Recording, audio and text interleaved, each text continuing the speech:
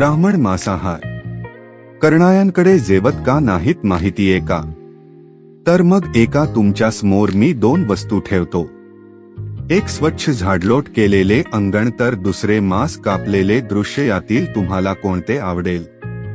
तर साहजिकच आहे स्वच्छ अंगण.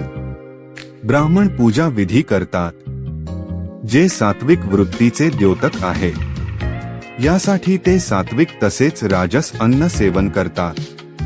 यासाठी पवित्रता आवश्यक आहे. स्वच्छ अंगण, सात्विक जेवण मनाला प्रसन्न करते, तर तामस जेवण हिंसा वाढवते.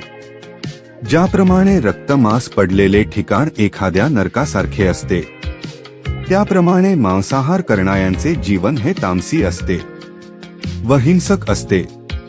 म्हणून ब्राह्मण स्थाविक ठिकाणी जेवणे पसंत करतात.